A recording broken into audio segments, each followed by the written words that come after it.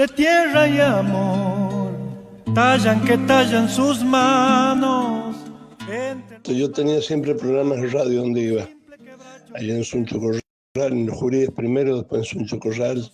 Siempre se llamaba El Encuentro con Cristo Vivo, pero cuando le hice un reportaje a Ciro Acuña, acá en La Plata, y él me dijo antes, ¿por qué no le pones directamente Zapato de Encuentro? Así que me pusieron así. Me pareció simpático el nombre y expliqué por qué. Es el zapato del misionero que va en busca de la oveja perdida, en busca de la verdad, el zapato que pisa la realidad, no sé, para subir, ¿no? Es decir, buscar las cosas de arriba, donde Cristo está sentado a la derecha del Padre, no sé, toda esa idea, ¿no? Pa' que teja tu santa armonía, que en tus rezos tú sigas creciendo, hombre del silencio.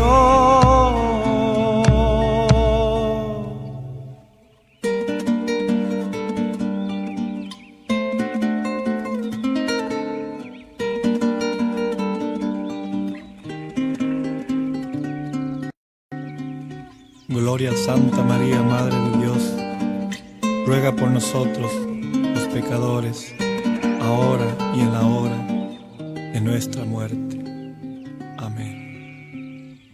Entre las calles de un pueblo de tierra y amor, tallan que tallan sus manos. Entre los mates cebados, un simple quebracho que espera ser Dios. ¡Qué dichoso árbol!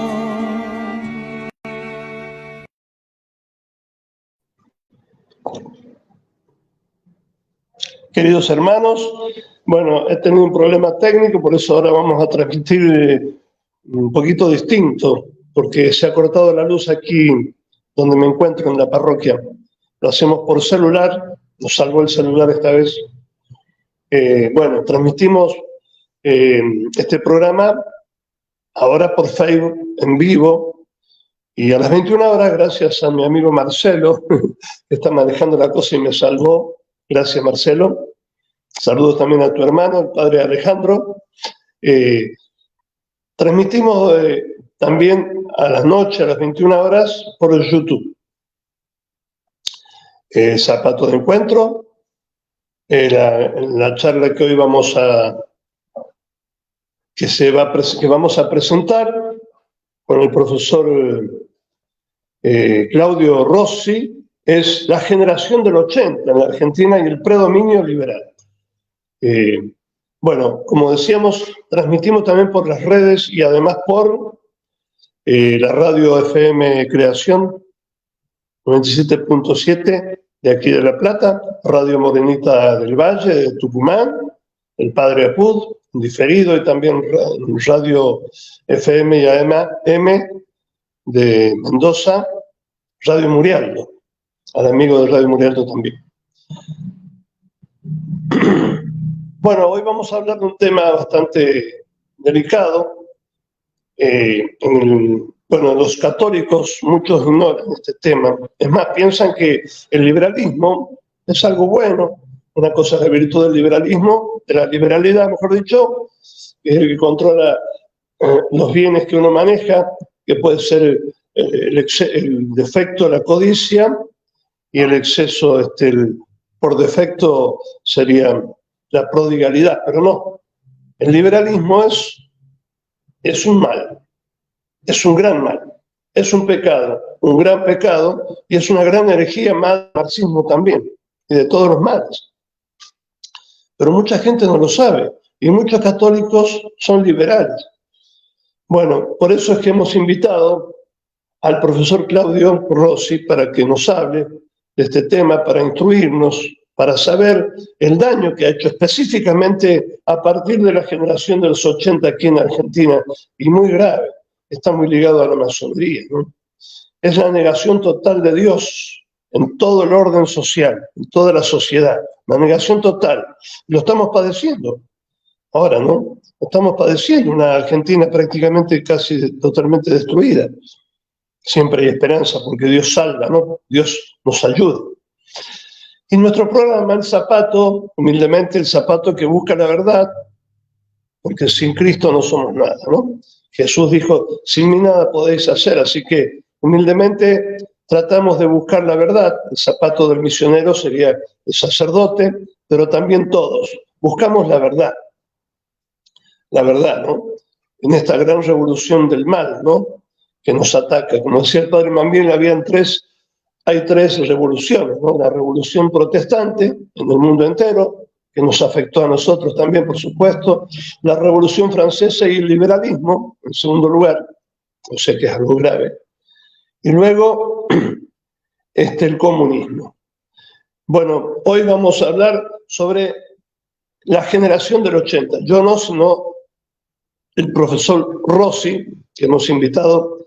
Él es catedrático, enseña en las universidades y también da clases en colegios secundarios, es abogado. Bueno, no puedo nombrar todo el currículum, desgraciadamente, porque al cortarse la luz tenía todo escrito por internet.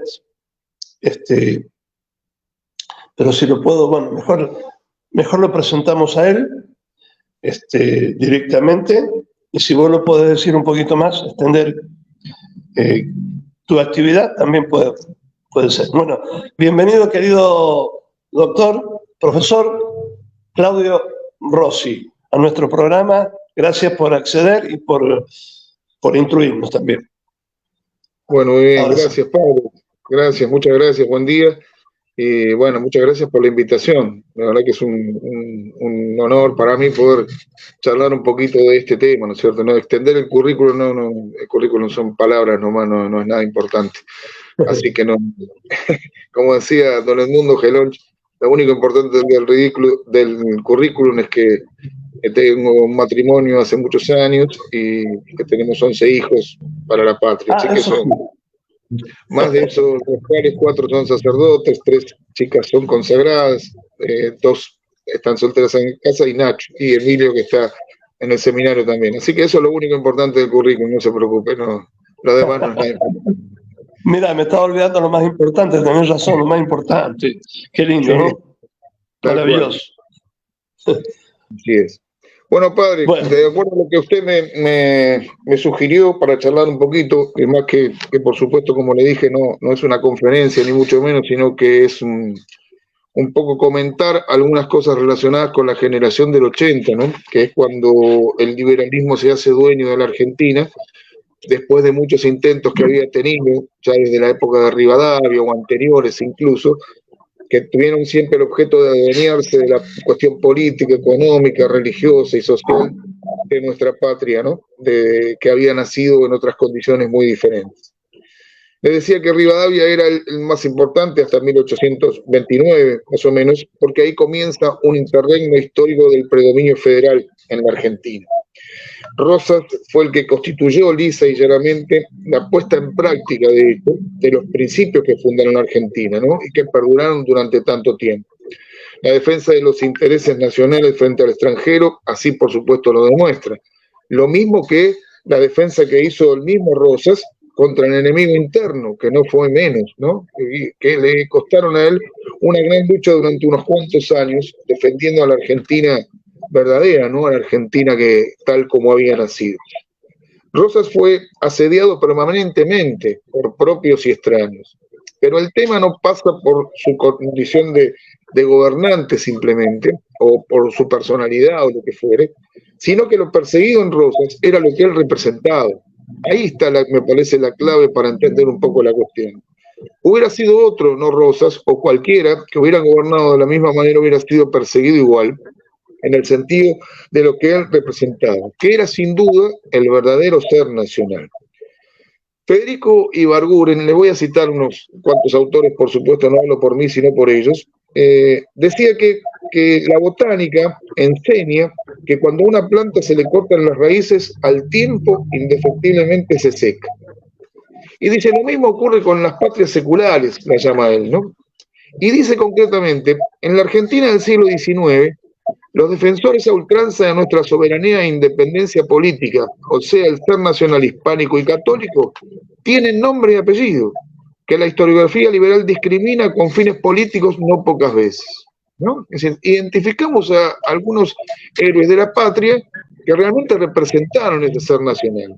Y él nombra a José Gervasio de Artigas, a don Juan Manuel de Rosas y a San Martín. Qué grande, ¿no? Claro, se refiere Ibarguren al orden a que los considera a los tres igualmente católicos y nacionalistas, es decir, representan algo que los une, ¿no?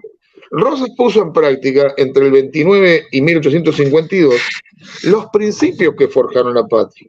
Caracterizó a la Argentina, de hecho, como nación y defendió contra viento y marea esos principios, no solamente desde el punto de vista legal, sino con hidalguía y con coraje.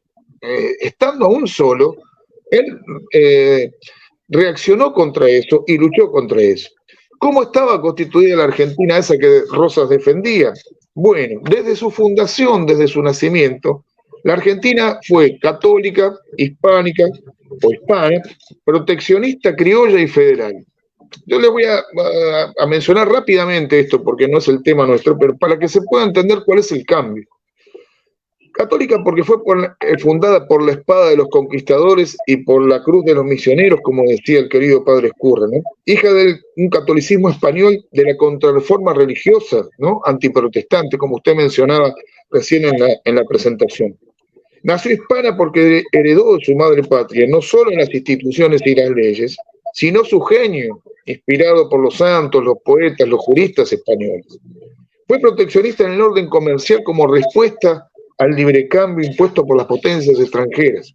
Y como consecuencia de todo ello, no podía ser de otra manera que ser criolla y federal, porque eso se desprende de esas características que les acabo de mencionar. Ahora, esta Argentina, que se levantó en guerra en su momento, fue la que provocó, es decir, la reacción liberal que se manifestó en Caseros, ¿no? Y que fue la causa de la imposición del liberalismo político, económico, social y religioso que nos gobernó a partir de 1862. Evidentemente no podemos detenernos en el cuento de los hechos, que por supuesto doy por sabido, pero que son importantes saberlos porque hay como una continuidad. Ahí comienza, de hecho, lo que nosotros llamamos la generación del 80. Y así como Rosas representó al ser nacional, la generación del 80 representa respecto de eso la antipatria, la entrega al extranjero de las riquezas nacionales y la abdicación de los principios religiosos que siempre tuvo la Argentina, ¿no? Y acá me parece que está la clave para entender qué es lo que pasó. Caseros no es una batalla más en la historia nuestra, sino que es el hecho más importante quizás que hubo, porque es la que quebró la historia argentina, entre esa Argentina federal, católica, criolla, hispana y proteccionista, para dar lugar a una nueva, ¿no es cierto?, liberal, laica sobre todo, ¿no?, extranjerizante, etcétera, etcétera. La generación del 80, no es como muchos piensan que es el gobierno de Roca de 1880. La generación del 80 es un pensamiento, padre, que se viene gestando mucho antes de Caseros y que va a explotar en Caseros y que va a tomar las riendas del país en el 62 con el gobierno de Mitre. El interregno que se produjo por el gobierno de Urquiza, usted recuerda que después de Caseros, el 3 de febrero de 1852, la Argentina se divide, Buenos Aires se separa de la Confederación, hasta después de la batalla de Cepeda y de Pavón, y la unión nuevamente con la Confederación que manejaba Urquiza, donde se dicta la Constitución Nacional, que suple a ese pacto federal que era la ley natural que unía a la Argentina. De modo que Caseros, Cepeda y Pavón son una misma línea, ¿no? Dice don Enrique Díaz Araujo que con Pavón se instala el proyecto de la generación organizadoras, antes romántica del exilio. Generación literaria, cuyos valores esenciales fueron dos, la libertad y el progreso. Y le pido que tenga en cuenta o que retenga esta idea de generación literaria, ¿no? Porque es importante para eso. Usted fíjese que los hombres que formaron parte de esta generación habían nacido entre 1840 y 1850. Y fueron también parte de ella los hombres de la generación del 37 de la época de Rosas, románticos, ¿no?, y principalmente liberales. Se suman los hombres de la organización, Mitre, Sarmiento, Avellaneda, ¿ya?, y cierran el círculo los hombres del 90. Roca, Juárez Selman y Pellegrini y los que vienen después. Entre otros, Avellaneda, Quintana, Victorino de la Plaza, Ramos Mejía, Del Valle, Pellegrini, Quesada, Roque Sempeni. Muchos de ellos en el 80 tenían entre 25 y 30 y pico de años, ¿no? Es decir, esa generación. Mi idea un poco, padre, era también contarles esta parte de la historia argentina, pero que vean un poco el paralelismo que hay con lo que está pasando hoy. Es decir, cómo esas ideas liberales arraigadas en los corazones de los hombres van haciendo una Argentina que desde esa época hasta hoy ha fracasado. Habíamos tenido, por ejemplo, situaciones como grandes periodos económicos buenos, como fin del siglo XIX, por ejemplo, ¿no? Pero en todos esos periodos siempre se atacó la hispanidad, la religiosidad, la sociabilidad, todos los valores propios de la Argentina verdadera. Don Roberto de la Ferrer decía en un momento, dice, los gobernantes argentinos que siguieron después de Caseros se inspiraron en el credo de los jóvenes improvisados en filósofos en 1837, ¿no? Lo que decíamos antes. El origen está mucho antes. Y destruyeron la unidad étnica y moral del pueblo argentino. Los extranjeros siguieron socorriendo industrialmente nuestra mendicidad de necesitados, pero no ya desde Europa, sino ahora metidos en nuestra propia casa. Ahora bien, don Julio Asusta nos plantea una cuestión que no podemos evadir, ¿no? Dice el maestro, la observación que se impone acerca de todo es que ninguno intentó, a los hombres del 80, ¿no? Ninguno intentó una revisión a fondo del sistema de conducción nacional establecido en el 53. Ese sistema liberal impuesto por la Constitución, ninguno de estos próceres que tantas calles tienen en Argentina, se preocupó, de hecho, por revisar eso. Todos ellos, sigue diciendo don Julio, prestaban respetuoso acatamiento a la obra de los gigantes padres que habían fundado el régimen liberal a la caída de Rosas, ¿no? Es decir, esa historia que se escribe después de la caída de Rosas, que hacen Mitre y Vicente Fidel López, es una historia tergiversada y liberal que no reconoce las raíces de la Argentina y que fue materia de estudio hasta que llegó el revisionismo en 1930, más o menos por ahí, sin ser tan precisos en el tema de fechas. Por este motivo, decimos que Caseros es un antes y un después, porque resulta imposible un cambio profundo tanto en el orden interno como en el externo si no hay una discusión seria de los principios del régimen que se quiere corregir. Y esto se lo digo, o lo pensé en su momento, teniendo en cuenta lo que pasa ahora, que hoy hay distintos candidatos, algunos dicen que es el mal menor, este es el otro, que el otro, pero el problema es el régimen. Porque si no estuviera este régimen y uno reconocería la superioridad del orden sobrenatural y natural en la ley humana, no existiría el aborto, la eutanasia, la eugenesia, el divorcio y un montón de cosas que los católicos debemos combatir. Es decir, que la batalla del divorcio haya terminado hace mucho tiempo no significa que sea una cosa buena, o la educación laica. Es la lucha del cristiano, del católico que tiene que hacerlo. Que se gane o no se gane, no importa eso, no es el tema, no el Castellani decía que nos van a pedir la cuenta de las heridas, sino de la batalla ganada. Bueno, en esto pasa más o menos lo mismo, ¿no? Es decir, esa generación dio eso, no planteó el tema del régimen, ¿no? Que es lo que hoy nos gobierna. Y decíamos, comentaba yo recién, de retener de generación literaria, porque no fue la Argentina como en Francia, por ejemplo, que los filósofos racionalistas con sus prédicas mataron al rey en la Revolución Francesa, ni como en Italia, ¿no? Que la prédica de los Mazzini y otros prepararon a Cavour para hacer la revolución y la unificación italiana, o a Bismarck en el Imperio Alemán. Nada de eso pasó entre nosotros, dice Julio Asusta, pero no porque sus planes hayan fracasado, sino porque sus propósitos no apuntaron tanto a la grandeza política como a la perfección sociológica e institucional. Muchos sostienen que fueron grandes hombres, ¿no? Y el mismo Asusta lo dice Mitre, Sarmiento, Avellaneda fueron hombres superiores. Pero es indudable que alcanzaron la excelencia como historiadores, periodistas, memoristas y oradores, y no como filósofos políticos. Como el don de concretar además sus soluciones en los hechos, de aprovechar las ocasiones de la evolución histórica ofrece a los dirigentes de una comunidad afortunada de imaginar lo hacedero para emanciparse de rutinas fracasadas. Quiero decirle que no le faltó inteligencia ni a los hombres de la generación del 80, ni a los gobernantes que vinieron después. no les faltó inteligencia en absoluto, sino que les faltó la convicción de reformar el sistema o el régimen actual para no caer en esta decadencia. Y que es propio del liberalismo esa tranza, ¿no es cierto? Ese acuerdo, ese convenio que hay con las cosas del mundo, ¿no? Desde lo espiritual hasta lo material. Así que nosotros progresamos porque estamos al nivel del mundo, entonces sacamos las leyes que sacamos cuando son totalmente antinaturales.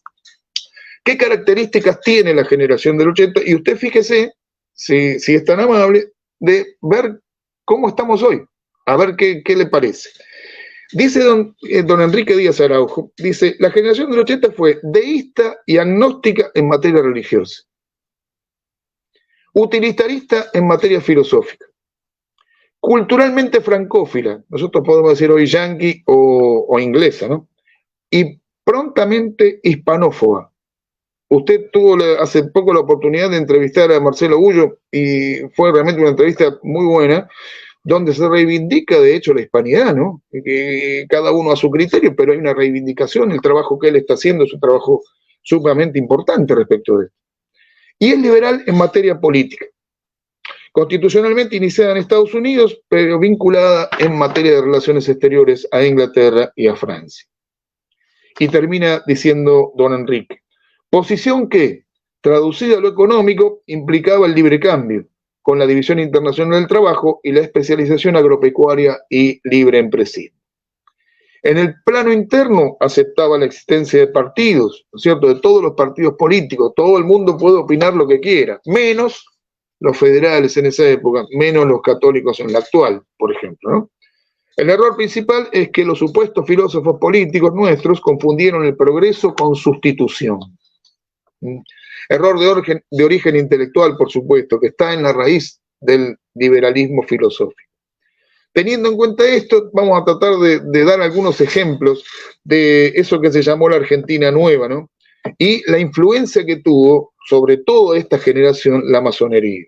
Como dirá don Federico Ibargún, la masonería anticatólica los enroló en sus filas y les dio poder político, instrumentándolos ideológicamente desde las logias a partir de 1860, a fin de que realizaran el gran ayornamiento argentino a contrapelo de nuestra tradición histórica y genuina.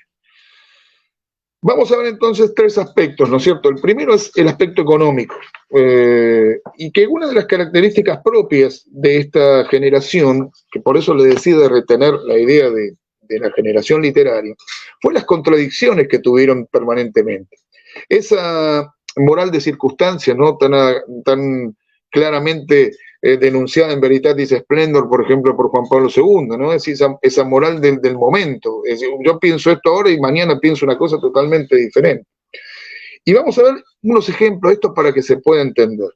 El caso, uno de los más importantes o más clásicos contradictorios, se puede decir, fue Sarmiento.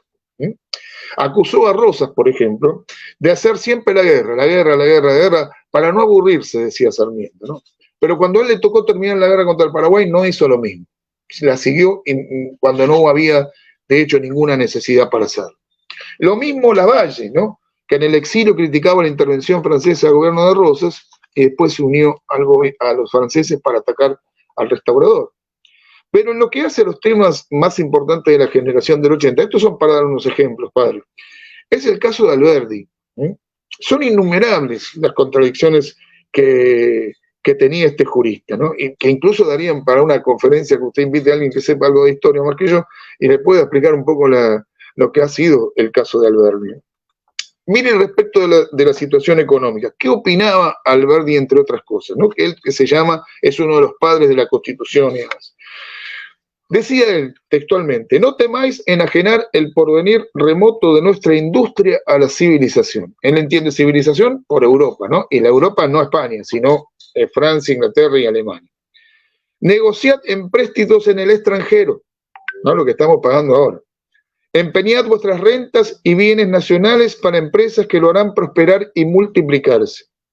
Proteged al mismo tiempo empresas privadas para la construcción de ferrocarriles. Colmadlas de ventajas, de privilegios, de todo el favor imaginable, sin deteneros en medio. Prefiero este expediente a cualquier otro. ¿Son insuficientes nuestros capitales para estas empresas? Entregadlas entonces a las empresas extranjeras. Esa es la idea clave de esto. Este principio es el principio rector en materia económica de la generación del 80. Y vamos a verlo en varios rubros. Por ejemplo, el más importante, que es el caso del ferrocarril. La idea entonces es la entrega o el favor al extranjero en detrimento de lo nacional. Y fíjese usted que este país, en nuestro país, el primer ferrocarril del oeste que se construyó fue sin el capital extranjero. Fue con capitales nuestros. Pero cuando se programa el Central Argentino, en el gobierno de Mitre, se deja de lado al consorcio nacional que estaba presidido por Aarón Castellanos, por no cumplir con algunos requisitos que el gobierno le exigía, ¿no? Integrar la garantía para el cumplimiento del contrato, por ejemplo, entre otras cosas. Y se le concede ese ferrocarril a la Wheelwright, una empresa inglesa cuyo abogado era Alberdi, ¿no? Supliendo el mismo Estado que le había negado a Castellanos eso, supliendo los requisitos que le pedían, dándole concesiones más favorables, incluso en la cesión de tierras al lado de la vía, exención de impuestos, tasas, etcétera, etcétera. Además, el gobierno invertía 200.000 libras esterlinas, ¿no? Oro, que significaba la mitad del capital, mientras que la empresa invertía en acciones, es decir, no arriesgaba absolutamente nada. Esto significaba que no era una invitación al extranjero a invertir en la Argentina. Era lisa y llanamente un favor que se le hacía a ellos. Pero sin embargo, esto no es producto de la casualidad. Una de las excusas que se dice, lo que muchos historiadores defienden a Mitre en estos casos, es el argumento de que no existían posibilidades de obrar de esa forma, es decir, no había capital en la Argentina como para obrar de esa forma. Y sin embargo, eso no es cierto, ¿no? Mariano Fragueiro, que fue un cordobés y economista, había dado a luz un libro que se llamaba La Organización del Crédito.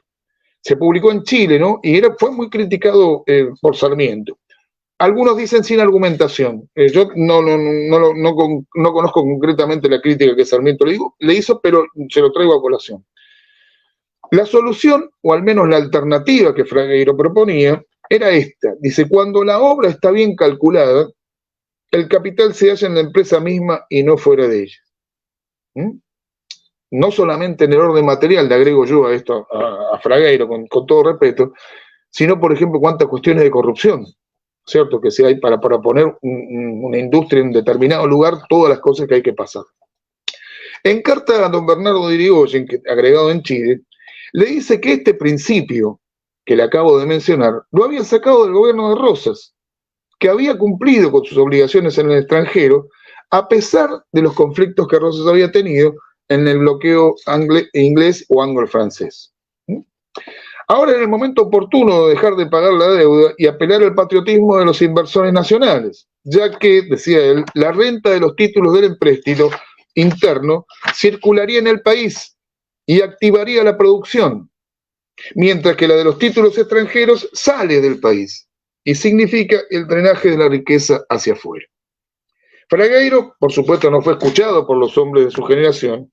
Incluso fue ministro de Urquiza, que cuando quiso proponer todo esto, lo rajaron, ¿no?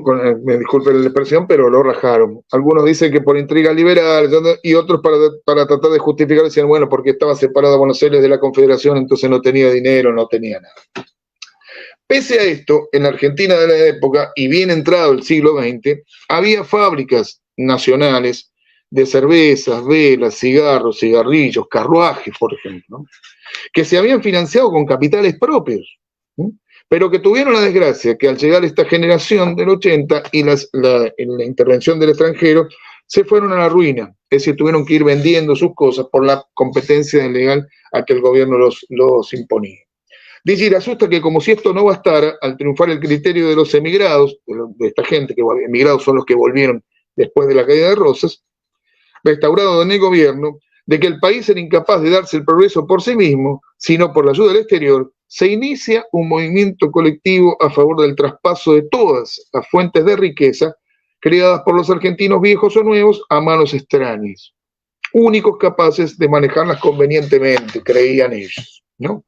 A modo de ejemplo, pasó eso, no me quiero detener mucho, con la compañía de consumidores de gas, ¿no? Se había hecho la compañía de consumidores de gas en Buenos Aires, que funcionaba en Retiro, con la bulla de los barcos que venían de Inglaterra y que salían bastante caros, y se fabricaba eso para iluminar las calles de Buenos Aires. Bueno, en Inglaterra se creó una compañía paralela a esto, que invertía en acciones, terminaron vendiendo la mitad de la compañía, después la volvieron a comprar y se la quedaron los ingleses, ¿no? De modo que se llamó después de Buenos Aires Gas Company Limited, ¿no? Se vendieron con los mismos títulos financieramente. Nadie puso un mango y se la quedaron todos. Lo mismo pasó con el Ferrocarril Oeste, ¿no?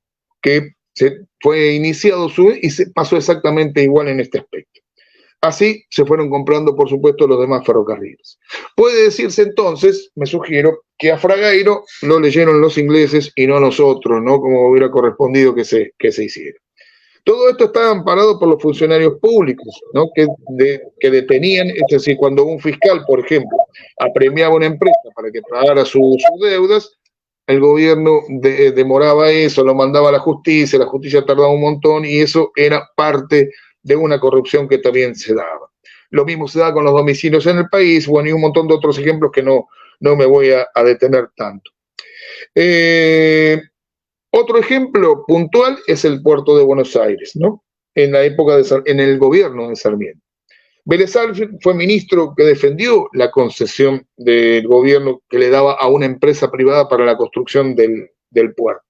Sus argumentos eran los propios de la generación del 80 y que había pronunciado ya Alberdi, que una empresa extranjera iba a hacer las cosas mejor que las demás. ¿Dónde está la contradicción? Mitre, que había defendido la concesión de los ferrocarriles a una empresa extranjera, ahora, como estaba en la oposición, defendía lo contrario.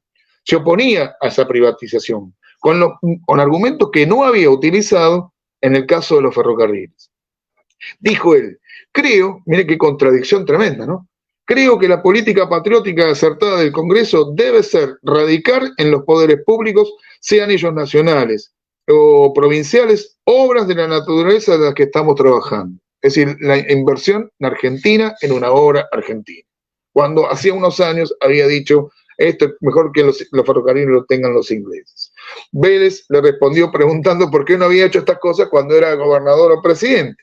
Y Mitre le contestó porque no tenía plata, ¿no? Y que Madero en su gobierno se había presentado como amigo de la Baring Brothers y él lo había desechado, ¿no? Madero fue el que había pedido la concesión de todo eso. Lo cierto es que Mitre triunfó en esta y salvó el interés nacional, sin perjuicio de lo cual no puede considerarse como una constante en su política y trayectoria, ya que la mayoría de sus propuestas fueron siempre en un sentido liberal, ¿no? Ahora, lo que importa ver en esto es que la solución a los problemas que se fueron planteando no son diferentes a otras circunstancias, ¿no? Ideas buenas en la Argentina nunca faltaron. Fragueiro ya las había pronunciado, por ejemplo, en este caso de la generación del 80, como ahora también hay algunas ideas que pueden ser importantes.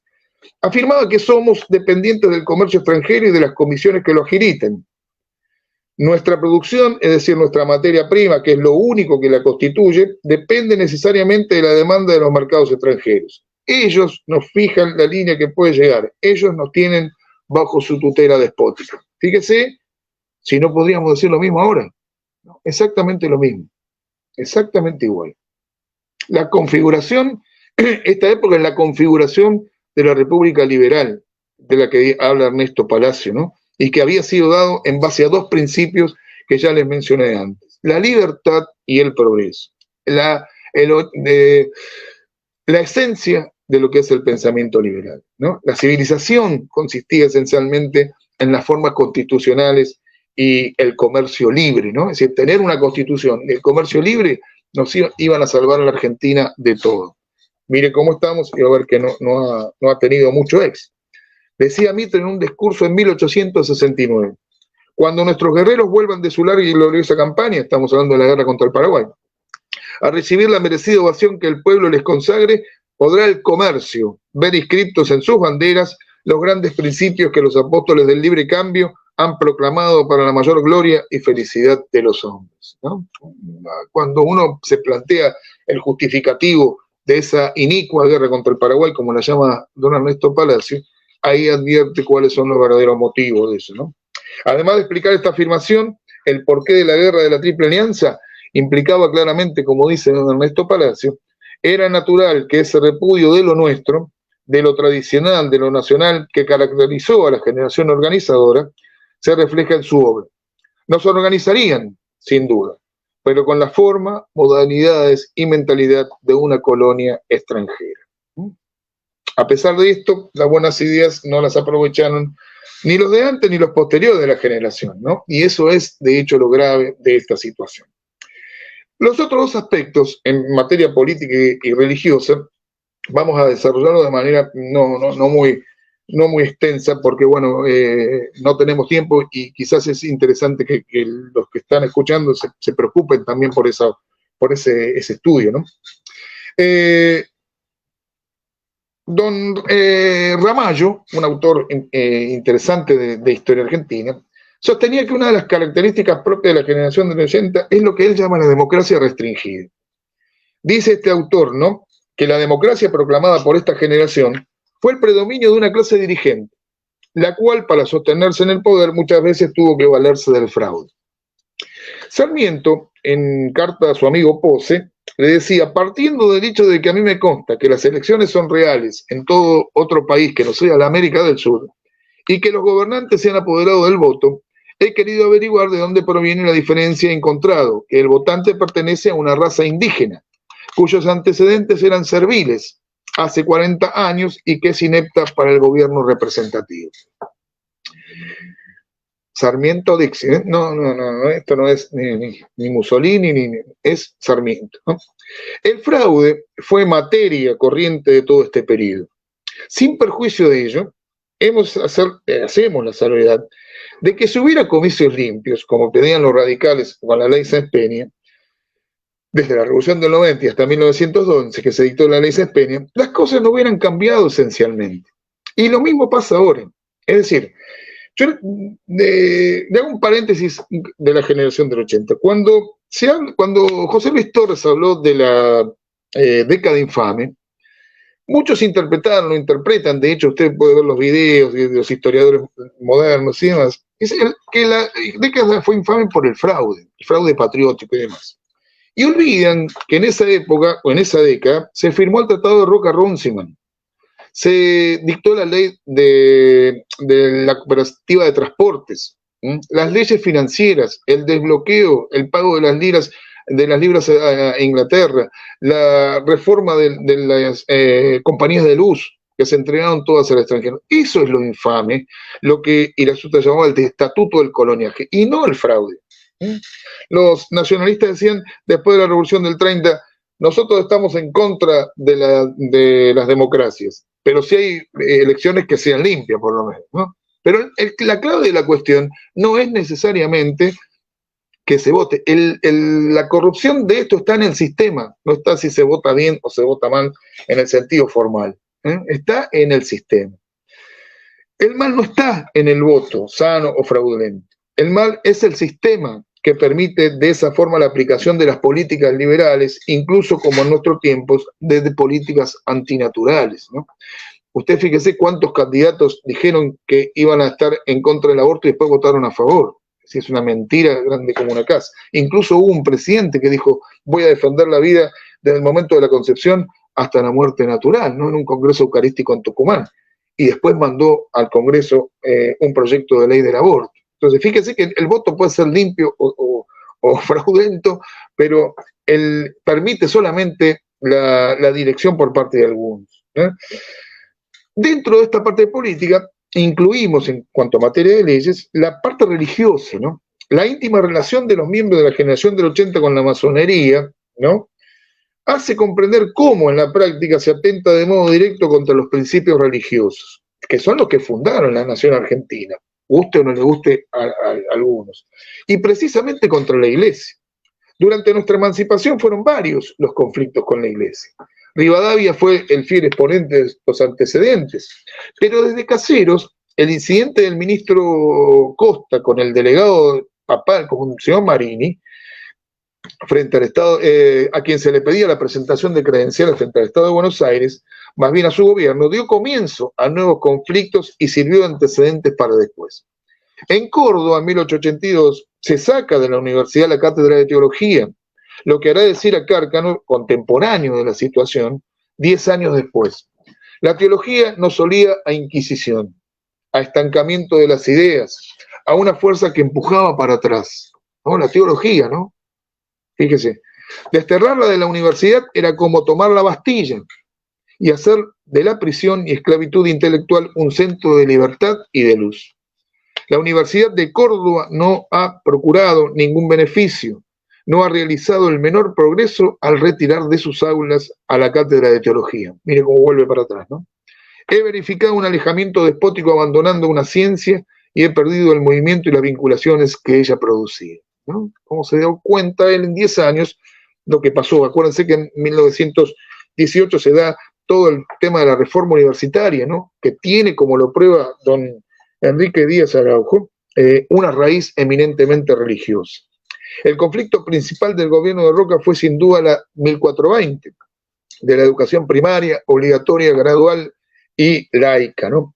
Y bueno, pues todos conocemos el conflicto, ¿no? Se había creado un Consejo Nacional de Educación en el que había sido nombrado Sarmiento para presidirlo y que administraría las escuelas de la provincia de Buenos Aires que habían cedido a la nación. Luego Sarmiento renuncia, ¿no? Y habiendo estado un solo año, si mal no recuerdo. Luego el Congreso Pedagógico, convocado por el presidente y presidido por Onésimo Leguizamón, un masón muy, muy importante, en el que los católicos tuvieron una actuación fundamental ahí. Es decir, ahí dieron la cara, los católicos salieron a pelear con Estrada, con Pedro Goyena, con los diarios de la época, con La Unión, con los clubes, etcétera, etcétera, cómo se peleó contra eso. El diario La Unión de Estrada, por ejemplo, obró como el órgano oficial de la oposición, oposición al gobierno que quería esa ley. En el Congreso, como en el debate parlamentario, es decir, Congreso pedagógico, que se resolvieron un montón de cosas y después fue igual ese pedido de ley. La renuncia de Pizarro como ministro de Culto e Instrucción Pública, resultado muy frailuno, había dicho Roca en un momento, no lo había podido controlar, por eso tiene que renunciar, y él pensaba que iba a ser el nexo para que la iglesia no dijera nada. Los debates fueron fuertes, pero triunfó la posición oficial y se sancionó la ley. Se cumplía el anatema proclamado en el sílabus de Pío IX. Todo el régimen de las escuelas públicas puede y debe ser de la atribución de la autoridad civil, eso sea anatema. Hay un hecho previo que tiene importancia. En 1883 se quiebra una tradición que consistía que el presidente de la nación en Semana Santa visitaba las iglesias en compañía de los empleados de las reparticiones nacionales. 1883, ¿vale? Un año antes de la educación laica. Era una manera de hacer pública su profesión de fe, que exigía la Constitución, de hecho, ¿no? Aconsejado por los liberales que rodeaban al presidente y conforme su distanciamiento de los grupos católicos, decidió ese año no hacerlo. Sarmiento, de su tribuna nacional, del diario que escribió él, anunciaba que el presidente iría a Pergamino y los diarios católicos llamarían escándalo a este hecho, ¿no? Fíjese, ¿no? Hoy, por ejemplo, el presidente no participa de ningún acto religioso, ninguno, y nadie dice absolutamente nada, ¿no? Los católicos no consideramos eso un escándalo. Bueno, por otro lado, mejor también, ¿no? Pero bueno, eso pasa, porque cuando van es un lío también más grande. La nación de Mitre pedía a la población que no se juntara para protestar por eso, porque había contagio de viruela. Entonces aconsejaba a Mitre que no vayan a protestar porque se podían contagiar la viruela, ¿no? Todo parecido a lo que pasa hoy, padre, es pura coincidencia. Lo cierto es que el presidente concurrió esos días a una ceremonia protestante, en la que el pastor Thompson aprovechó para formular una buena propaganda contra el catolicismo, ¿no? El presidente un año antes de la ley.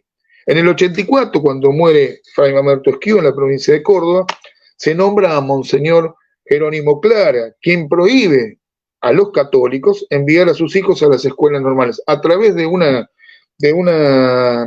pastoral. El obispo dice claramente eso, ¿no?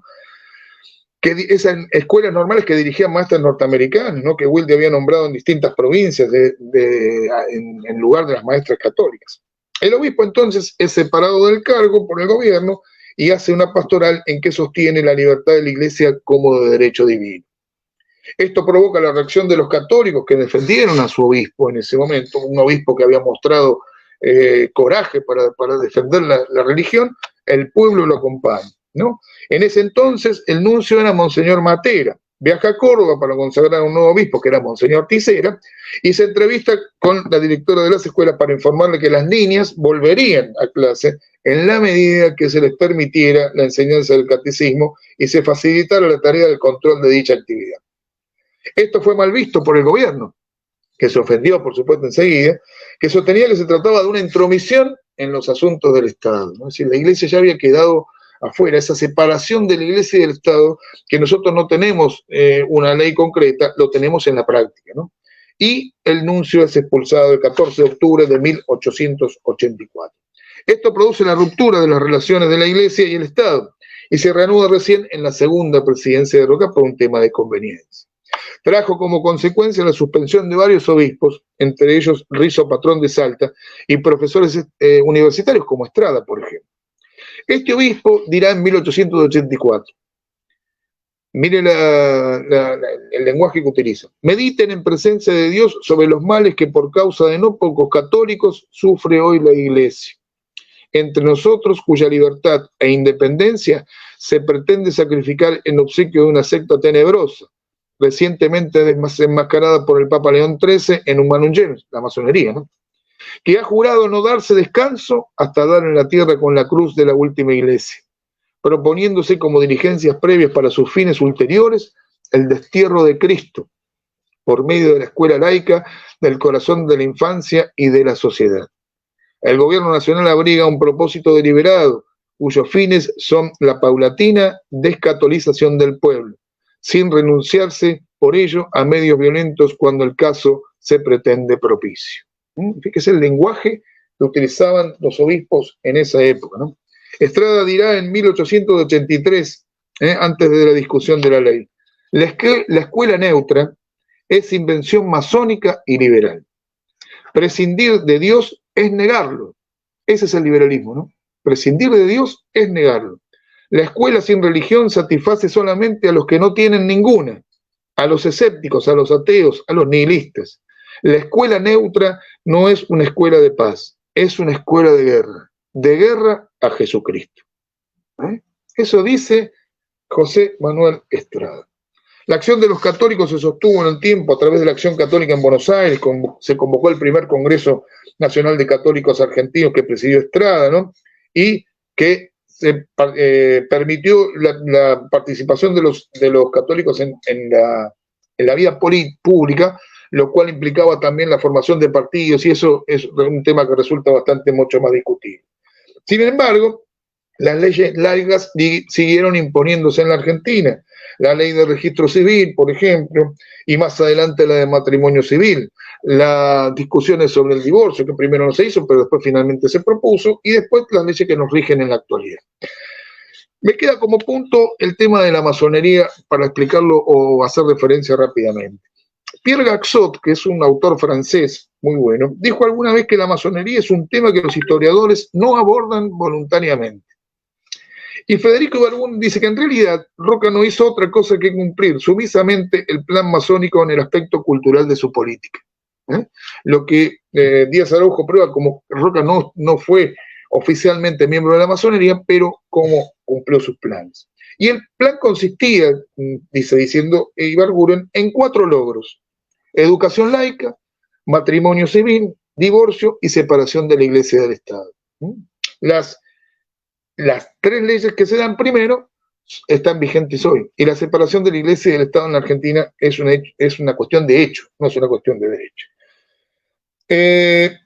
Ha sido de principal preocupación siempre para la masonería poseer la exclusividad de la enseñanza, es decir, la instrucción y educación de los niños y de los jóvenes, para poder, como dice don Aníbal Rotger, vaciar en el molde masónico a las futuras generaciones. Clemenceau, el primer ministro francés después de la Primera Guerra Mundial, decía claramente: el frente de batalla no está en las trincheras, ¿no? Acuérdense la Primera Guerra Mundial, está en la escuela. Y el objetivo que se ha de lograr no es otro que el alma de los niños. ¿Cuál es la táctica?, dice don Aníbal Rotger, Monopolio de la enseñanza para abolir o por lo menos para neutralizar el influjo de cualquier otra enseñanza.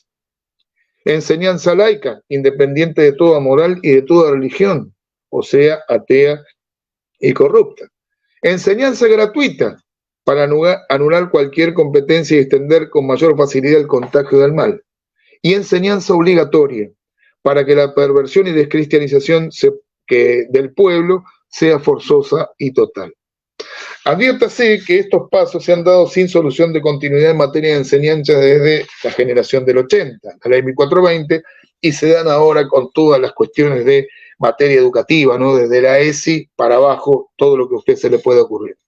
Es indudable que este proceder político se debió a la influencia de la masonería, y hay los casos de Mitre, por ejemplo, dándole el mandato a Sarmiento, donde le dice, ¿qué es Sarmiento? Un pobre hombre como yo, un instrumento como este, y señalaba el compás. Eso pude hacer yo por los masones que mueren, mucho más podrá hacer en los que sobreviven, el hermano que hoy me sucede en el gobierno, por si quedara alguna duda. El caso de Sarmiento, bueno, es por demás evidente. Tuvo una burla contra la Iglesia muy grande, en la que dijo, llamado a desempeñar la primera magistratura de una república que es de mayoría católica, declaro que no soy masón, dice él, ¿no? Si la masonería ha sido instituida para destruir dicho culto. No debo disimular que la Santa Sede, fíjese cómo se contradice a propósito, ¿no? Se ha pronunciado en contra de estas sociedades, pero los pueblos y los gobiernos cristianos pueden diferir de las opiniones de la Santa Sede sin dejar de ser apostólicos romanos. Siguió luego burlándose del sílabus de Pío IX, ¿no? Y demás cuestiones que hizo decir Alberti después que Sarmiento podía sostener que el Papa no era infalible, pero es torpeza negar la infalibilidad de Sarmiento, decía el mismo Alegre.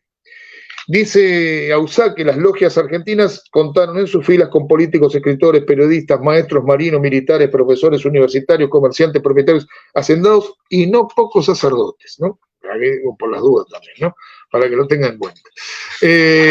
Bien, esa sería un poco la idea para no tengo unas cuantas cosas más, pero no quisiera aburrirlo demasiado. Porque quiero terminar con una conclusión en este sentido. Que es evidente que la generación del 80 tuvo como principal objeto el cambio del ser nacional. Dispuso de los hombres y de las acciones para lograr ese fin, que se fueron dando por la manifiesta influencia de la masonería sobre todo. Alejar a la Argentina de lo que había sido, de dónde venía y de cómo había nacido, fue una tarea que se facilitó a partir de Caseros. Sin embargo, compartimos plenamente la tesis de la Susta, ¿no? En cuanto manifiesta que los hombres del 80 no tuvieron un proyecto nacional concreto. Contaban entre sus filas mitristas, roquistas, peregrinistas, católicos, liberales, ¿no? Ex federales rosistas, urquicistas, etcétera, etcétera. Y que los unió el propósito de procurar el progreso, de acuerdo a las líneas trazadas por aquellos a quienes consideraban organizadores de la nación. Lo sucedido en Italia con la unificación, en Alemania con el imperio, o en Estados Unidos con la emancipación y los acuerdos con propios y extraños, o en Inglaterra con su comercio, no fue aplicable en la Argentina. Los hombres que componían la generación del 80 no tuvieron ideas comunes acerca de la conducción nacional. Sigue pensando Irasusta, ¿no? Entre otras cosas, por las inmensas contradicciones en las que caían conforme a sus intereses y comentarios. El coronel Juan Francisco Guevara dijo en una oportunidad, la falta de unidad, la falacia de querer regir toda nuestra vida política y legal bajo el amparo de la Carta Magna, es decir, de la Constitución, que apenas si resultó una carta mínima o mal reglamento administrativo, y tal vez por eso constantemente violada, nuestra dependencia económica de Inglaterra y la fuerte inmigración constituyen los nuevos factores que inciden profundamente en el drama argentino. Unos eran proteccionistas, otros lo contrario, ¿no? Cambiaban de parecer según las circunstancias, por eso les mencioné las cuestiones relacionadas con Alberti, con Sarmiento o con Mitre, como para darles un ejemplo de lo que era realmente. Estaban representados por estratos sociales muy complejos, estancieros en algunos casos, pero principalmente emigrados, es decir, abogados, periodistas, sin arraigos en la tierra que buscaban la civilización, ¿no? No tuvieron ciertamente nunca apoyo popular, si no hubieran recurrido al fraude, ¿no? Dieron a la Argentina una fisonomía de Estado moderno que trajo como obra positiva el progreso material, que consistió en la conquista definitiva del desierto, la difusión de la enseñanza, el afianzamiento de las instituciones republicanas, como dicen algunos autores, la paulatina purificación del sistema representativo con el voto después de la ley Sáenz-Peña, el desarrollo del comercio exterior, la expansión de las comunicaciones ferroviarias, telefónicas, el aumento de zonas cultivables, etcétera, etcétera. Es decir, un gran progreso, en algunos casos, de hecho, que llevaron a una mejoría económica, material, ¿no? Solamente eso. Sin embargo, todos estos supuestos logros materiales fueron en detrimento de nuestra patria en el orden espiritual, ¿no? Aquella idea del progreso que pregonaron en definitiva no fue tal, porque uno puede progresar económicamente, pero si pierde su alma, la cosa se complica. La idea de progreso es inseparable de la de perfeccionamiento, dice don Roberto de la Ferrer, porque solo puede progresar aquello que se perfecciona en el sentido de lo que ya es. Y continúa diciendo, no se concibe un progreso que se opone en el vacío, en la nada o en lo inestable por la naturaleza propia. No se concibe el progreso sin una sustancia perdurable que sea su materia de operación.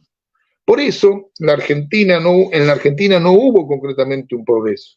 Lo que hubo fue una transformación, es decir, que se hizo una cosa distinta de lo que era. Se suele decir que el liberalismo introdujo la libertad de pensamiento y la tolerancia ideológica, pero no es cierto, ya que como nos enseña don Enrique Díaz Araujo, no fue así, dice él, ni lo uno ni lo otro. El liberalismo se limitó a hacer prevalecer su ideología, a cuyo efecto atacó cuanto pudo de la doctrina cristiana. Por la ley de impenetrabilidad de los cuerpos, para hacerle lugar al liberalismo, tenían previamente que desalojar al catolicismo. Frase tan interesante. Sin importarle ni poco ni mucho de la libertad, de la tolerancia, ni de ninguna de esas zarandajas, dice don Enrique. Tanto Rivadavia como Sarmiento de Alberdi, las cabezas del liberalismo nacional, no se propusieron nunca el progreso del pueblo argentino, sino lo contrario, su transformación en otro distinto. En un pueblo que, como dice el autor citado, no fuera español ni hispano, ni latino, ni nada concreto ni verdadero. Un pueblo que ya no tenga tradiciones, costumbres, en fin, que hubiera perdido su propia alma, ¿no? Esta generación, sin darse cuenta, preparó su fracaso, el del país y la desorientación de los tiempos actuales, ¿no? Como diría el coronel Juan Francisco Guevara. Y va a agregar él, el progreso y el desarrollo económico son aspiraciones legítimas a la vez que objetivos necesarios. Sin embargo, no pueden ser un fin en sí mismos, ni tampoco pueden constituir el fin para el cual existe en la lucha una comunidad de hombres libres. Por el contrario, los dirigentes argentinos entraron en el siglo XX deslumbrados por las posibilidades económicas del país y por ello dejaron de lado toda consideración tradicional o moral que pudiera oponerse a este progreso o que disminuyera el rito con que ellos querían alcanzarlo y lograrlo. Esto es, padre, lo que yo considero más importante, ¿no? Y la Susta sostiene que el error principal de esta generación fue el repudio total de la herencia española, ¿no? Y el reemplazo de los criollos prudentes en el orden del gobierno y la economía. Yo pienso con él, ¿no es cierto?, lo mismo. El progreso que quisieron fue trazado por los organizadores del 53, de la Constitución, ¿no? Que consideraban la patria como una factoría. Vieron sus necesidades económicas, pero no las espirituales. Buscaron un remedio en el extranjero que teníamos acá. Creo, humildemente, que no tuvieron la grandeza de poner en práctica aquellas cosas que sabían que había que hacer y que privilegiaron los intereses extranjeros o personales, incluso egoístas, ¿no?, a los del bien común. El mismo Ernesto Palacio afirmará el triunfo decisivo del Partido de los Emigrados en la época crítica del progreso mundial fue para la patria una verdadera desdicha, pues su influencia nos configuraría mental, social y económicamente en la forma menos adecuada para alcanzar la grandeza a que nos predestinaron nuestros fundadores. Es difícil entender esto para los espíritus mundanos, porque creen que el liberalismo cree que la cuestión religiosa es una cuestión íntima, que está dentro de la casa de cada uno. Y los católicos tenemos la obligación de dar testimonio de nuestra fe siempre, no adentro de casa, siempre. Y el objetivo político de los católicos es la instauración del reino de Jesucristo en la sociedad. Esto parece muchas veces una utopía, una locura, una cosa de los pastores. Ese es nuestro compromiso, debe ser nuestro compromiso indefectiblemente. Ciertamente que los hombres vencidos en Caseros, que como dice Tito Guevara, fueron la mayoría del pueblo argentino, nunca tuvo representación en los gobiernos nacionales o provinciales, ¿no? Quedando relegados a sus propias provincias, en sus casas, con el recuerdo rencoroso, viendo las cabezas de sus jefes colgadas en las picas, ¿no? La pacificación mitrista, por ejemplo, viendo cómo le cambiaban su tierra, no por una mejor, sino por otra en la que no tenían cabida. Entonces, conocer la historia de la patria es fundamental, porque nadie puede amar aquello que no conoce, y a la patria se la conoce a través de su historia y de la verdadera historia, ¿no? Dice finalmente, ¿no? Guevara en ese libro que se llama La Argentina y sus hombres. Por eso el criollo y también el inmigrante quedaron en estado de abandono espiritual, en ese abandono de la orfandad que sienten las sociedades cuando no se reconocen en los que las dirigen, cuando no creen en ellos, cuando saben, aún no sepan nada más, que los de arriba no son sus guías, sus jefes, sus ejemplos, sus protectores, sus maestros ni sus jueces. Al mismo tiempo, sin embargo, quedan con el oído fino, alerta, con la vista aguda, con el olfato casi infalible propio de nuestro pueblo, para reconocer cualquier manifestación que puede significar el reencuentro con los sucesores de los viejos jefes muertos. Para terminar entonces, y por supuesto agradeciéndole la invitación, quería mencionarles simplemente una frase de que en el año 1987 don Federico Ibarguren hizo una proclama, ¿no?, a los jóvenes de esa generación, 1987. Le quiero leer 2 párrafos nada más, simplemente para que los tengan presente los jóvenes en la actualidad, para que no se dejen engañar por el canto de sirena de nadie, de nadie que proponga un futuro mejor, cuando en realidad es imposible de que lo haga, en la práctica, de hecho. Ya ni siquiera le cuestiono la esencia del liberalismo que nos proponen, ¿no es cierto?, sino la imposibilidad de cumplirlo. Y él decía esto, que es aplicable siempre, porque las cosas esenciales, los trascendentales, son aplicables siempre.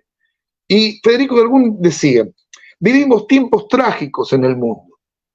Y ustedes, muchachos nuestros de 20 o 30 años cumplidos, decía él en esa época, yo se lo digo, le traslado esto a los actuales, movilícense también pronto en defensa, fíjense, de nuestra fe, no en defensa de la libertad, de la economía de mercado, del dólar libre, no, de nuestra fe, dando insobornable testimonio en todos los terrenos del quehacer nacional, que en procura de una profunda restauración espiritual y por añadidura política en el orden del bien común católico, en Argentina de los próximos lustros, porque la masonería no se duerme y la izquierda marxista tampoco.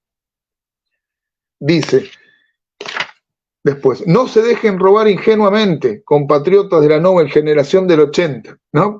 Al 80 se refiere a 1980, los frutos del trabajo nacional con el cuento viejo de la eficiencia, de la competencia económica. Cuidado con los lobos rapaces, tecnocráticos, disfrazados de inocentes corderitos. A proteger, pues, el patrimonio comunitario nuestro, toda vez que la verdadera caridad empieza por casa.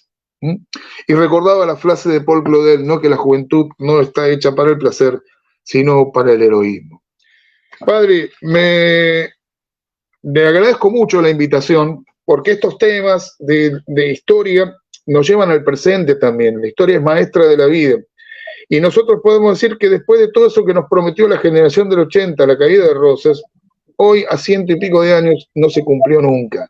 Seguimos en un fracaso social y económico, ¿no?, y cada vez estamos peor espiritualmente. Porque el tema no pasa por lo económico, ¿no es cierto?, sino por lo espiritual. El dolor de la patria, la crisis de la Argentina, no es una crisis económica del dólar, de la importación, de la exportación.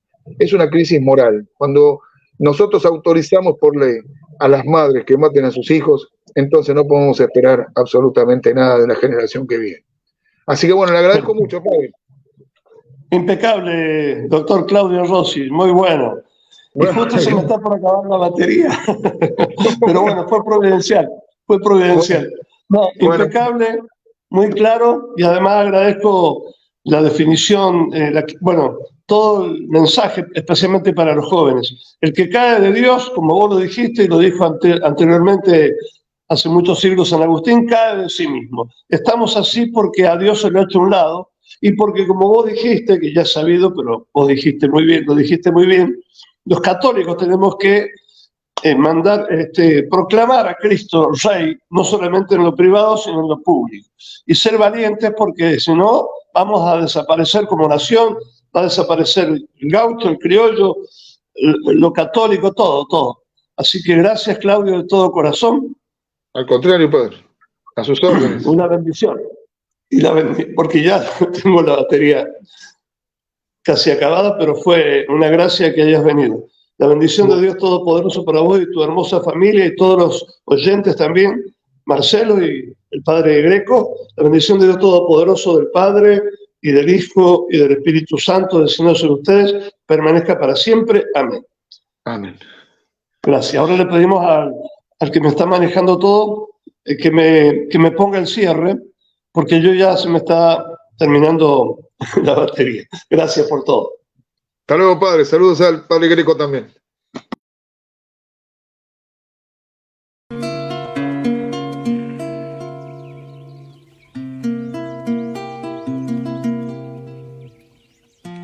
Dios te salve María,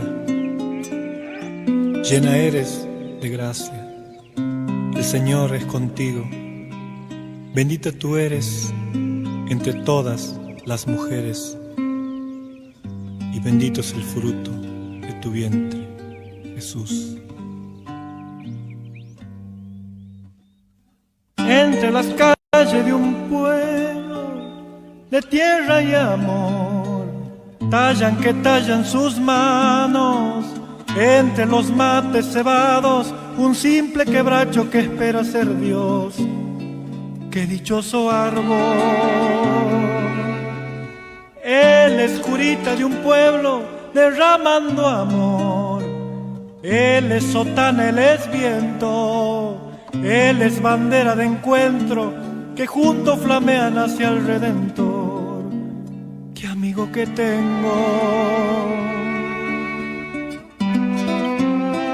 Camina zapato de encuentro con la cruz que ilumina tu pecho.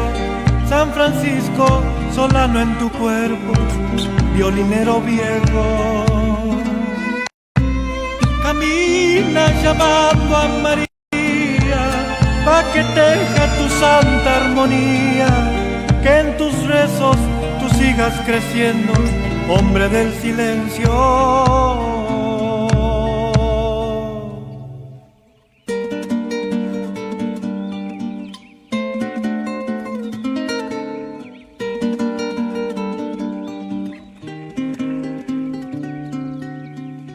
Gloria a Santa María, Madre de Dios, ruega por nosotros, los pecadores, ahora y en la hora de nuestra muerte.